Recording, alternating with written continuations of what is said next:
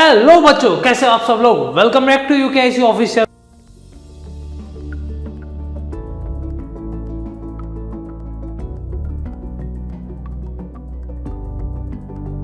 और आज हम लोग बात करने वाले हैं सेकंड टर्म के मोस्ट एमपी क्वेश्चन। मुझे पता है आप सब लोग बहुत इंतजार कर रहे थे इन सारी चीज़ों का। बहुत सारे बच्चों ने इनडायरेक्ट वे में डायरेक्ट वे में हमसे कांटेक्ट की, इंस्टाग्राम पे बहुत सारे मैसेज किए, पर सॉरी पहले मैं माफ़ी मांग लेता हूँ क्योंकि हम लोग ने सेकंड टर्म के अंदर पर मैंने आप लोग के लिए आईएमपी क्वेश्चंस जरूर लेके आए। तो मैंने यहाँ पे आईएमपी बनाए स्टेट्स के, एमसीक्यू एडिशन है। आज हम लोग एमसीक्यू के बारे में बात करने वाले। आपके जो भी चैप्टर कोर्स के अंदर है, कुछ कोर्स के हम लोग चैप्टर्स के बारे में डिस्कस कर लेंगे। पर आज मैंने कुछ नया किया हुआ है। मैंने इनोवेटिव काम ये किया हुआ है कि मैं पहले क्वेश्चन दिखाऊंगा चैप्टर का, आप अपने हिसाब से सॉल्यूशन देखिए क्या आपको लग रहा है, और फिर मैं उसका सॉल्यूशन भी बताऊँ। एमसीक्यू वन लाइनर में करके आ रहा हूँ। तो यहाँ पे पहले आज हम लोग इस वीडियो के अंदर एमसीक्यू देखने वाले। चालू करते हैं हम लोग यहाँ पे कौन कौन से क्वेश्चन है जो आपके अंदर आ सकते हैं। सबसे पहले मैंने यहाँ पे लिया हुआ है चैप्टर नंबर 1। चैप्टर नंबर 1 के कुछ क्वेश्चंस मैंने आपके सामने रख दिए स्क्रीन के ऊपर, आप फटाफट से देख सकते हो, इसे देख लो। और हाँ, बच्चे लोग, बहुत सारे बच्चे ऐसे होते हैं, सर हम लोग इसका स्क्रीनशॉट ले लेते हैं। हाँ ले लो, कोई दिक्कत नहीं है भाई। आप लोग को पता ही होगा कि हमारी एक बैच चल रही है, कौटिल्य बैच यूकेआईसी ऑनलाइन, जिसका प्ले स्टोर ऐप स्टोर पे दोनों के ऊपर ऐप है। अब वहां पे जाके डेफिनेटली लॉगिन करोगे तो ये फाइल मिल जाने वाली। तो स्क्रीनशॉट पे ज्यादा टाइम वेस्ट मत करना आपके आंसर्स देखने के लिए। यहाँ पे जो क्वेश्चंस दिए उन सबके, इन सबके आंसर्स देख रहे थे हम लोग, कौन कौन से आंसर्स आ रहे हैं। तो let us have a look. भाई ISI ये याद रखना, शॉर्ट फॉर्म फुल फॉर्म दोनों चीजें पूछ सकते हैं। किसने चालू किया था वो भी याद रख लेना। पीसी महानोबोलिस ने किया हुआ था, कौन से साल में, 1931 के अंदर।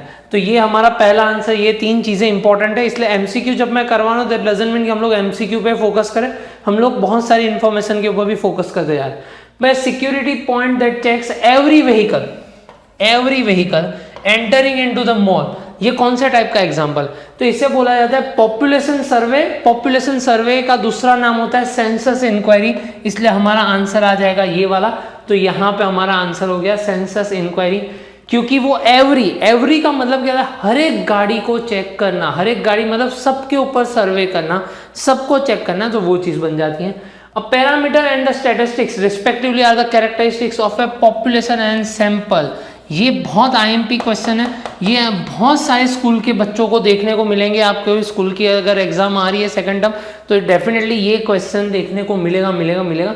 तो ध्यान रखना अगर चैप्टर नंबर 1 है। सर चैप्टर नंबर 1 के हम लोग एमसीक्यू क्यों कर रहे हैं। बहुत सारे स्कूल के अंदर है ना 1 से लेके 6 चैप्टर तक, या 1 से लेके 7 चैप्टर तक, या तो फिर कुछ चैप्टर्स 1 2 नहीं होंगे तो फिर 3 4 5 6 7 और 9 चैप्टर। तो मैंने ना 1 to 9 सारे चैप्टर्स के एमसीक्यू दिए हुए जो सेकंड टर्म के लिए इंपॉर्टेंट है। फाइनल टर्म के लिए बात नहीं कर रहा हूं मैं, बात कर रहा हूं सेकंड टर्म के लिए। फिर which of the following is a proper method of getting the supplementary information about the personal characteristics. Supplementary मतलब अगर किसी के घर पे आप जा रहे हो, उसके बारे में कुछ बातचीत कर रहे हो, वो बोल रहा है यार हमारे पास तो पैसा ही नहीं है, पर आप जब खुद गए होगे तो आप देखोगे अरे बोल रहा है भाई खुद पैसा नहीं है, पर घर पे एक 75 इंच का टीवी लगा के बैठा हुआ है, होम थिएटर है, तो ये तो कैसी बात कर रहा है। तो ये सारी सप्लीमेंट्री इंफॉर्मेशन कैसे पता चल सकती है जब आप खुद कर रहे हो काम, तो इससे डायरेक्ट इंक्वायरी हम लोग बोलेंगे। फिर उसके बाद आता है who has given the initial result of probability theory. ये पेज नंबर 1 जो है ना आपका चैप्टर नंबर 1 का पेज नंबर 1, वहां पे ये दे के रखा हुआ है, बहुत इंपॉर्टेंट है। इसे ढूंढने जाओगे क्योंकि बहुत सारे बच्चे ऐसा होता है प्रोबेबिलिटी आ जाता है तो ये ढूंढने चले जाते हैं चैप्टर नंबर 6 के अंदर परम्यूटेशन कॉम्बिनेशन। और ये है चैप्टर नंबर 1 का पार्ट, स्टार्टिंग के अंदर दिया हुआ है लापेस करके जो है। उसके अलावा उस पैराग्राफ के अंदर 2-3 और नाम दे के रखोगे, वो सारे नाम आप लोग को याद रखने हैं क्योंकि आपको पता चले। तो ये कुछ हमारे पास चैप्टर नंबर 1 की बात होगी। अब हम लोग बढ़ते हैं चैप्टर नंबर 2 की ओर। वापस से 2 क्वेश्चंस आप लोग के सामने चैप्टर नंबर 2 के अंदर, क्योंकि सम्स आएंगे, टेबुलेशंस आएंगे, तो ये चीजें देख लिया आप लोग ने। क्वेश्चंस कौन कौन से यहाँ पे 2 क्वेश्चन है उसको पॉज कर लो, फिर प्ले कर देना, मैं आगे बढ़ता जा रहा हूँ। तो यहाँ पे आते हैं which of the following qualitative. Quantitative मतलब जो नंबर्स में होते हैं, क्वालिटेटिव मतलब जिसकी नंबरिक वैल्यू नहीं होती, उसको कुछ कैरेक्टरिस्टिक्स या एट्रीब्यूट से बताया जा रहा है। जैसे कि अगर मैं बात करूं प्रोडक्शन इन टन्स, तो नंबर में होंगे, 100 टन बनाया, 200 टन बनाया, वैसा। Height of a person in metre मतलब ये भी कोई डिजिट होगा, आपकी कितनी हाइट है, तो आप बोलोगे इतने मीटर की हाइट है। Age of a worker in year, तो ये भी नंबर्स हो गए, मेरा 5 साल का, 10 साल का, 20 साल का, 25 साल का। पर इनकम कैटेगरी क्या हो सकता है, पुअर, रिच, मिडिल क्लास, तो यहाँ पे मैं कोई नंबर नहीं बता रहा हूँ, मैं कैटेगरी बता रहा हूँ, पुअर, रिच, मिडिल क्लास। तो ये बन गया क्वालिटेटिव डेटा। तो हमेशा एमसीक्यू इस तरीके से सॉल्व करना है।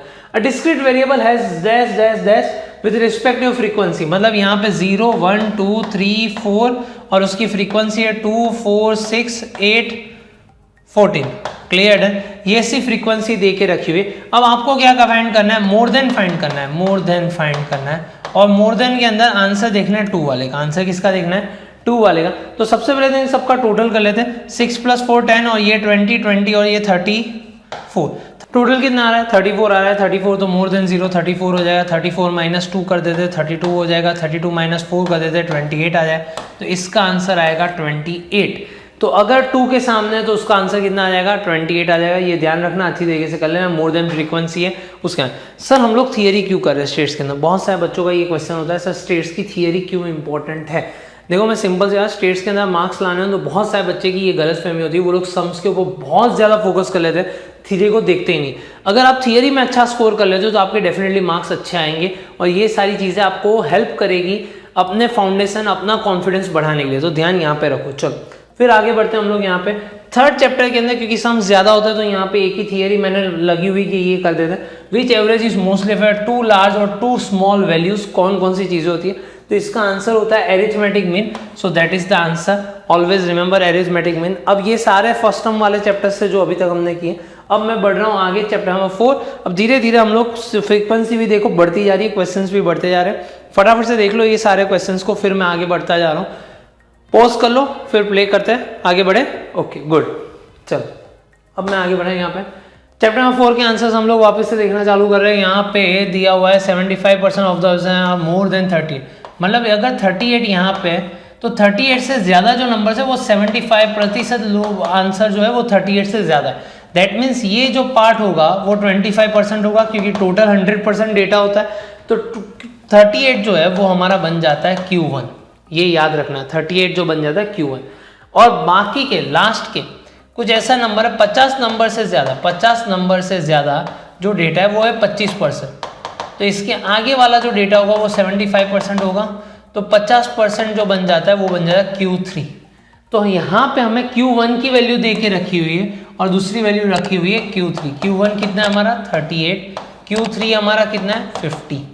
बराबर। Find the suitable measure of dispersion from the following information. अब हम लोग को फाइंड क्या करना है? Measure of dispersion. अब जब क्वार्टाइल्स देखे रखे हुए हैं तो हम लोग क्वार्टाइल डेविएशन ही फाइंड करेंगे। क्वार्टाइल डेविएशन की फॉर्मूला होता है QD = Q3 - Q1/2। इससे हम लोग बोलते हैं सेमी इंटर क्वार्टाइल रेंज। इससे हम लोग क्या बोलते हैं? Semi interquartile range. तो यहाँ पे हमारा आंसर आ गया 50 - 38 / 2। ये 12 / 2 आंसर आ गया 6। तो मैंने आंसर लिख दिया 6। क्लियर है? यहाँ पे कुछ गलती होगी, इस कुछ दूसरा नंबर होगा, 61 ले लेते हैं। चलो छोड़। तो आंसर हमारा कितना आ गया? 6 आ गया। तो ये क्लियर हुआ। अब अगर मान लो आपको क्वेश्चन ये पूछा है इंटर क्वार्टाइल रेंज बताओ, क्वेश्चन के अंदर आपको ये पूछा जाए इंटर क्वार्टाइल रेंज बताओ, तो इंटर क्वार्टाइल रेंज कैसे बताओगे? तो इंटर क्वार्टाइल रेंज के अंदर याद रखना, इंटर क्वार्टाइल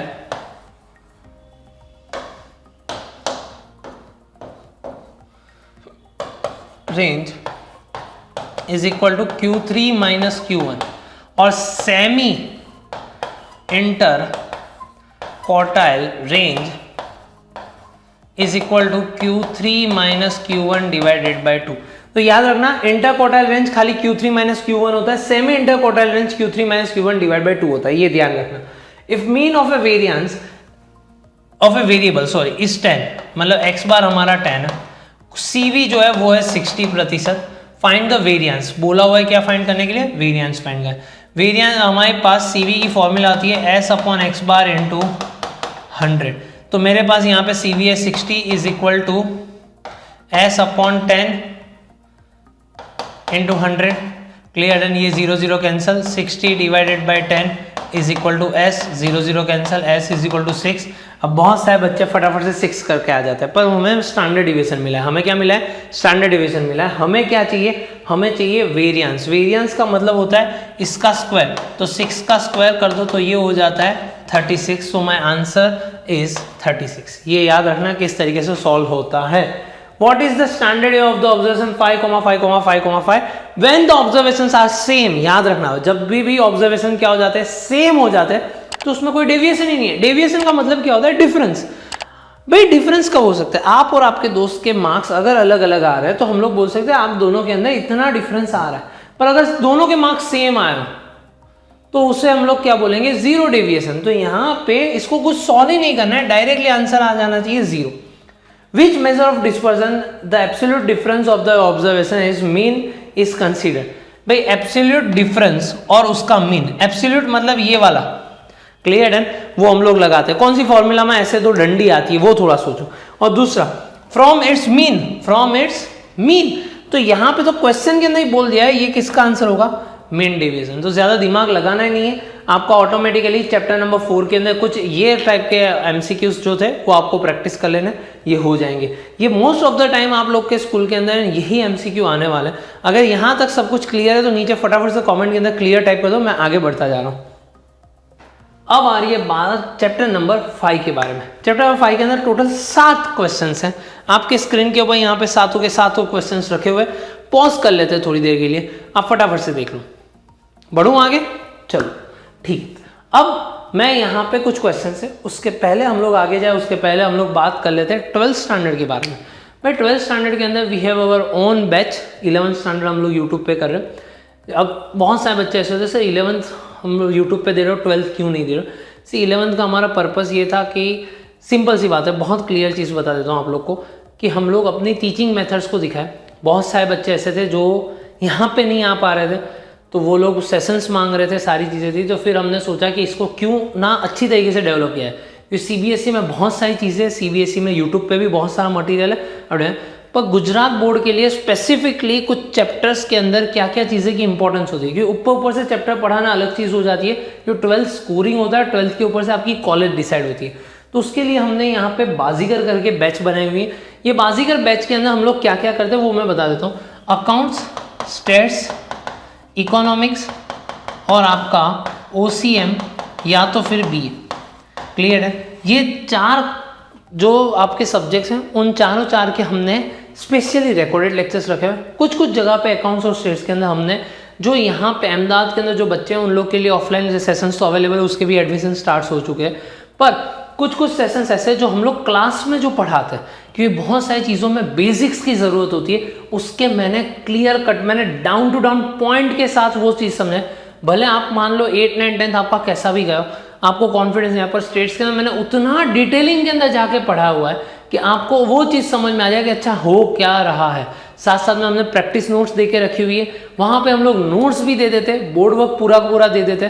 तो हर एक लेक्चर के बाद प्रैक्टिस सेशन, प्रैक्टिस सम्स, वो सारी चीज़ें देके रखिए। इसको और भी थोड़ा रिफाइन कर रहे हैं हम लोग, और बहुत सारी चीज़ें लेके आए। ये सारी चीज़ें आपको एक ही पैकेज के अंदर मिल जाएगी। पूरे मार्च तक आपकी एग्जाम तक हम लोग हेल्प करेंगे। आपके कुछ डाउट्स है तो वो डाउट्स भी हम लोग वहाँ पे सॉल्व करते जाएंगे। आपको एक नंबर दे दिया जाएगा जहाँ पे आप डायरेक्टली कोऑर्डिनेट कर सकते हो।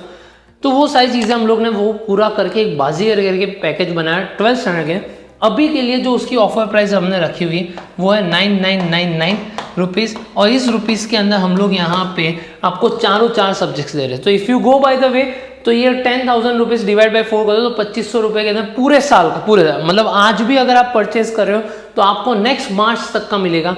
और बाय द वे हमारी ऑफलाइन सेशन के लेक्चर्स 12th के स्टार्ट हो चुके, तो अगर आपके पास अभी 11th कर रहे हो 11th कर लो, पर साथ के अंदर 12th भी स्टार्ट कर लो। तो थोड़ा बहुत दिन का थोड़ा करते जाओगे तो एक रेगुलरिटी रहेगी, प्रैक्टिस करोगे, और जितना टाइम ज़्यादा है उतना ज़्यादा प्रैक्टिस कर पाओगे। तो डायरेक्टली ये आपको एक्सेस दिया जाएगा आज के टाइम के अंदर, वो डायरेक्ट एक्सेस मिल जाएगा मार्च 2025 तक। इसकी लिंक मैंने डिस्क्रिप्शन के अंदर छोड़ दी है, कमेंट भी पिन कर दूंगा तो आपको कोई दिक्कत ना आ जाए। आप डायरेक्टली जाके बाजीगर बैच, या तो हमारी ऐप स्टोर, प्ले स्टोर पे जाके भी बाजीगर बैच चुन सकते हो। वहाँ पे यूकेएससी ऑनलाइन पे चले जाना, वहाँ पे बाजीगर बैच मिल जाएगी और डायरेक्टली परचेस कर सकते हो। वहाँ से ही आपको डायरेक्ट परचेस करना, आपको इंस्टेंट एक्सेस मिल जाएगा। पर टेंशन मत लेना, आपका एक्सेस रहेगा मार्च 2025 तक। Clear, done? तो आप बिल्कुल भी टेंशन मत लेना। चलिए आगे बढ़ते हैं, हम लोग 11th की ओर आ जाते हैं। आंसर, अब ये सारे थियरी वाले आंसर है, मुझे पता है आप लोग थियरी अंदर से नहीं देखते हो, इसलिए मैंने देखे।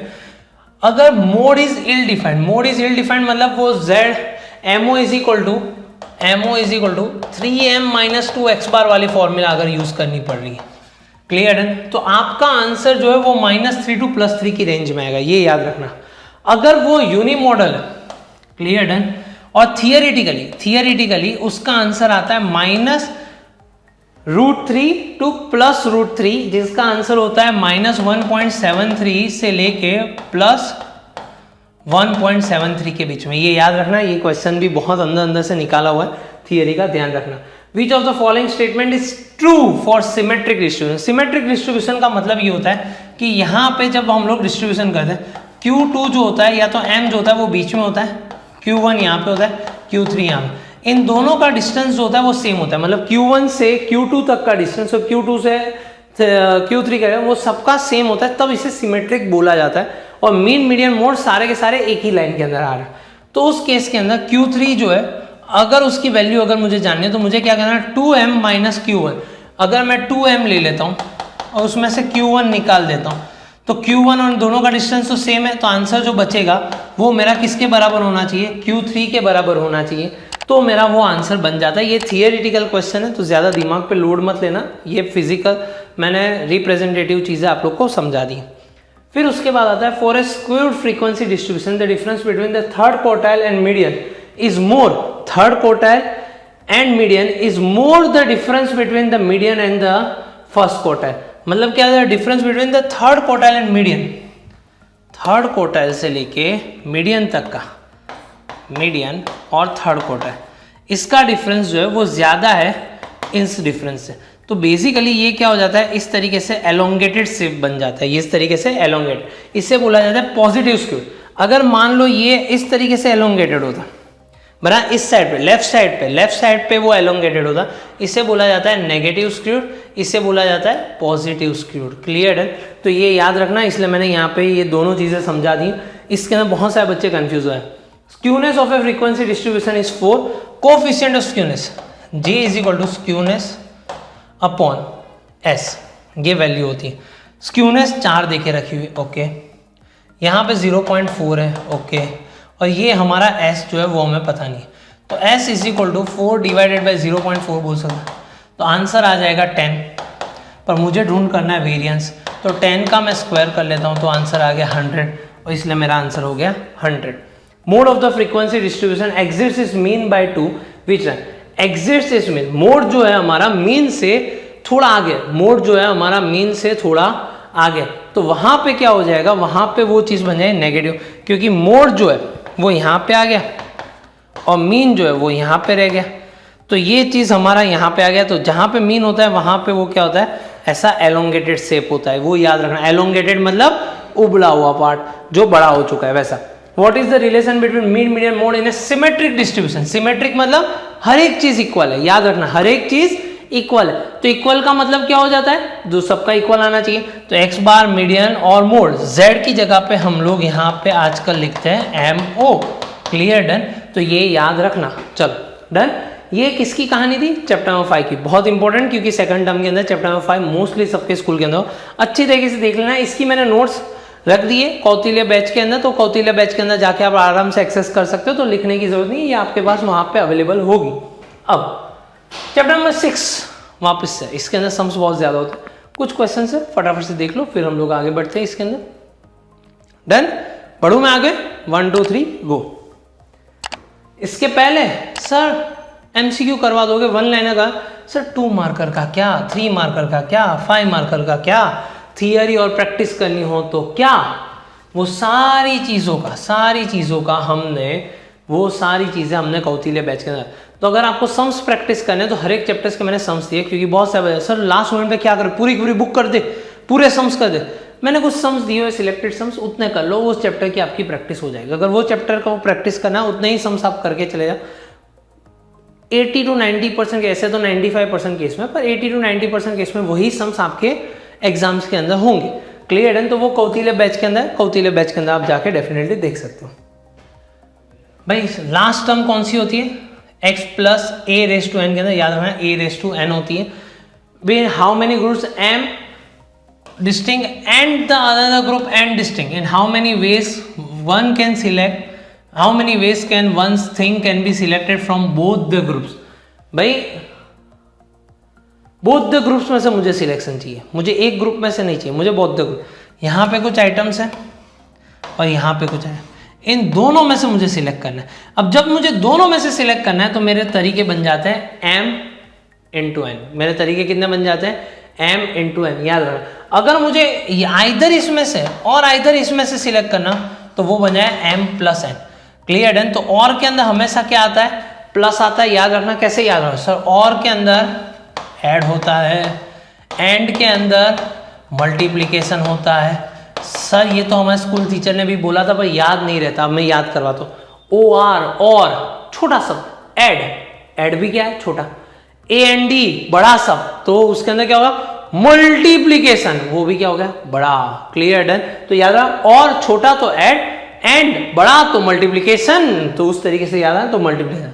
भाई हमेशा याद रखना, how many terms are there in expansion of x plus a raise to n। अगर ये होता है, यहाँ पे n माइनस वन है, पर अगर ये होता तो हमारी टर्म्स जो है जितने यहाँ पे है ना उससे प्लस वन हो जाता है, उससे क्या हो जाता है? Plus one. तो जो यहाँ पे उससे एक प्लस कर देता हूँ। तो अगर मेरे पास यहाँ पे आंसर है माइनस एन माइनस वन, तो उसके अंदर मैं एक प्लस कर देता हूँ, तो ये प्लस वन कैंसिल, तो आंसर क्या बका रहा? तो n। तो ये बन गया हमारा n। यहाँ तक किसी को कोई डाउट है? Clear done. तो ये हमने कर लिया।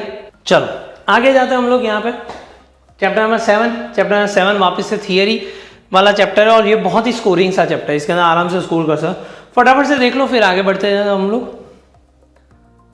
Okay, there are 100 units of power, find the sampling interval of 20 का सैंपल लेना है, तो हम लोग 5 ले सकते हैं। ये तो लॉजिकल चीज है। 100 डिवाइडेड बाई 20 का, सॉरी 100 डिवाइड बाई 20 कर लो, मिल जाए। A group of unit selected to represent the population. A group of unit selected, हम लोग क्या करते हैं? हम सब लोग तो देश चलाने नहीं जाते, तो हम क्या करते हैं? वोट करते हैं और एक ग्रुप को सिलेक्ट करते हैं जो हमारे थकी देश को चलाएंगे। तो ये सैंपल होता है। वो क्या होता है? सैंपल होता है जो रिप्रेजेंट कर रहा है पॉपुलेशन को। तो आज अगर हमारे प्रधानमंत्री जी किधर जा रहे हैं तो वो भारत को रिप्रेजेंट कर रहे हैं। क्लियर है? वो खुद को रिप्रेजेंट नहीं कर रहे, वो किसको रिप्रेजेंट कर रहे हैं? भारत को रिप्रेजेंट कर रहे हैं। Which sample is not completely random, तो सिंपल सी बात है सिस्टमेटिक, क्योंकि वहां पर रैंडम नहीं होता, हम लोग सिस्टम से जा रहे हैं तो वो रैंडम नहीं हो सकता। इसके अलावा ये एक क्वेश्चन जो है वो आईएमपी है, ये एडवांटेज और लिमिटेशंस के अंदर देके रखा हुआ है। Which sample is affected most by the hidden periodicity of the population, ये लिमिटेशन में आता है, याद रखना। वो उसके अंदर आ जाता है systematic sampling. Random number table किसने बनाए थे? तो LHC ट्रिपलेट नाम है, LHC ट्रिपलेट नाम है, उन्होंने। Which method of sampling is useful when the population is heterogeneous. Clear done. Heterogeneous मतलब बहुत सारे डिफरेंट किस्म के, तो उस टाइम पे मुझे क्या करना पड़ता है? तो उसमें से देखना होगा कि कौन कौन लोग कॉमन नेचर के निकल रहे हैं, तो उससे होमोजीनियस में कन्वर्ट करने के लिए मुझे स्ट्रेटिफाइड रैंडम सैम्पलिंग करना होगा। अगर हेट्रोजीनियस है तो स्ट्रेटिफाइड रैंडम सैम्पलिंग करना होगा। स्ट्रेटिफाइड रैंडम का मतलब ये होता है कि मुझे स्ट्रेटास बनाने होंगे, सिमिलर नेचर के लोगों को एक साथ रखना और उसमें से कुछ लोगों को सिलेक्ट करना होगा। अगर मान लो मुझे ये देखना है मोबाइल फोन्स आजकल के बच्चे कौन से यूज कर, अब मेरे पास बच्चे का मतलब 8 से लेकर 12 स्टैंडर्ड, कोई 8th में होगा, कोई 9th में होगा, कोई 10th में होगा, तो मैं क्या होगा 8th के मैं 50 बच्चे सिलेक्ट, तो जितने भी 8th के बच्चे उन सबको एक साथ लेके आ जाऊँ, उसमें से खाली 50 बच्चों को पूछूंगा भाई तू कौन सा। जितने भी गुजरात के अंदर 9th के बच्चे उन सबको एक कर दिया और उसमें से, तो उस हिसाब से तो ये होमोजीनियस करने के लिए मुझे हेट्रो मतलब डिफरेंट नेचर, तो 8th का था, 9th का था, 10th का। अब एक सोसाइटी में अगर मैं जाऊंगा तो वहाँ पे 8th का भी बच्चा होगा, 9th का भी बच्चा होगा, 10th में होगा, 11th में होगा, 12th में। तो मैंने क्या है सबको ग्राउंड पे बुलाया, भाई बोला 8th वाले सब लोग वहाँ पे खड़े हैं, 9th वाले यहाँ पे, 10th वाले वहाँ पे, 11th वाले यहाँ पे, 12th वाले, तो मैंने इन सबको स्ट्रेटा कर दिया। स्ट्रेटा मतलब अलग अलग कर दिया। अब इसमें से मैं हर एक ग्रुप में से कुछ बच्चों को सिलेक्ट कर दूंगा, इसलिए इसे बोला जाता है स्ट्रेटिफाइड रैंडम। हेट्रोजीनियस मतलब डिफरेंट किस्म के। चल अब आते हैं चैप्टर नंबर 8। चैप्टर नंबर 8 वापस से इजी सा चैप्टर, बहुत लोगों की स्कूल के अंदर होगा। मैंने कुछ क्वेश्चंस यहाँ पे लिखे हुए, उस क्वेश्चंस को देख लो, फिर हम लोग बात करते हैं। सर अगर हमारे चैप्टर नंबर 8 नहीं है तो कोई दिक्कत नहीं, यहाँ पे वीडियो आप स्टॉप कर दो, डायरेक्टली एंड पे चले जाओ। एंड पे मैंने कुछ और बातें करनी है, वो हम लोग कर लेंगे। भाई x³ - 1 raised to 0, 1 raised to 0 is always 1। अब नेचुरल नंबर्स के अंदर होता है 1 2 3 ऐसा नंबर्स होता है, और बोला x should be less than equal to 3, मतलब 1 2 और 3, 0 नहीं आता। तो 1 का क्यूब -1, 1 - 1 आंसर इज 0। 2 का cube -1 that is 8 - 1 that is equal to 7। 3 का क्यूब minus 1 that is equal to 27 minus 1 that is equal to 26। तो ये हमारा आंसर आ जाता है। Which type of function a is to be, a tends to be, जहां पे where each value of domain a has the same value in b, मतलब अगर ए के अंदर कोई भी वैल्यू ले लो, बी के अंदर है ना, एक ही आंसर आएगा। ये इसका आंसर भी सेम, इसका आंसर भी सेम, इसका आंसर भी सेम, तो सबका आंसर अगर सेम आ रहा है तो वो बन जाता है कांस्टेंट फंक्शन। याद रखना भाई, यहाँ पे two different values of a domain, their functions values are same. मतलब यहाँ पे क्या हो रहा है, 1 2 3 4 है, यहाँ पे x y z a, 1 का भी x है, 2 का भी x है, 3 का y है, 4 का a है। अब इसका क्या करें, तो इसको बोला जाता है many to one function, many to one function. अब यहाँ पे बोला x divide by x belongs to n, फिर वो क्या हो जाएगा, is greater than equal to x और लेस देन 6। तो मुझे डोमेन फाइंड करना है। डोमेन कैसे फाइंड, तो 1 डिवाइड बाय 1, तो 1 ही आंसर आता है, तो वो 1 हो जाएगा। ओके, फिर उसके बाद 2 डिवाइडेड बाय 2, ओके हाँ, 3 4 5, 6 नहीं आएगा क्योंकि यहाँ पे इक्वल टू की साइन लगी हुई नहीं। तो ये ध्यान रखना, इक्वल टू की साइन लगी हुई नहीं है, तो थोड़ा बहुत ध्यान रख लेना। इसलिए यहाँ तक हमारा आंसर आ गया। अब हम लोग बढ़ते हैं last chapter, chapter number 9। Chapter number 9 को सॉल्व करने के लिए यहाँ पे देख लो, फटाफट से पॉज कर लो और फिर आगे बढ़ते हैं हम लोग। भाई अब हम लोग आगे बढ़े, 0.05 डिवाइड बाय 0.5, उसका कॉमन रेशियो, आर की फॉर्मूला होती है T2/T1, तो इसका आंसर आ गया 0.1। तो ये हमारा मिल जाएगा। कॉमन वैल्यू कैसे मिल सके, T2/T1 को मैं थोड़ा ऐसे भी लिख सकता हूँ, Tn+1 डिवाइडेड बाई Tn। तो देखो T1 1 + 1 क्या हो जाता है, 2 हो जाता है। यही फॉर्मूला मैंने यहाँ पे लिखी हुई थी, तो ये हमारी कॉमन रेशियो की फॉर्मूला। तो कुछ हमने यहाँ पे सारे एमसीक्यूज की बात कर ली। आपके जितने भी चैप्टर्स है 1 to 9 के सेकंड टर्म के लिए मोस्ट IMP मैंने दे दिए। कौटिल्य बैच के अंदर ये PDF में अपलोड कर दे रहा हूँ, तो आपको मिल जाएगी। स्टेट्स के कोर्स के अंदर सेकंड टर्म IMP करके वो आपको वहाँ से मिल जाएगी। प्लस मैंने वो लॉन्ग क्वेश्चंस वाले डाल देता हूँ, तो आपको प्रैक्टिस करने के लिए ईजी हो जाए। 1 लाइनर का दूसरा एक वीडियो आ जाएगा। तब तक के लिए अगर ये चैनल को सब्सक्राइब नहीं है तो सब्सक्राइब कर दो। कुछ अगर आपको कुछ सजेशन है तो डेफिनेटली कमेंट कर दो, भाई अपने दोस्तों के साथ शेयर करना। मिलते हैं नेक्स्ट लेक्चर के, तब तक के लिए bye bye, see you, tata, आओ जो, all the best for your exams.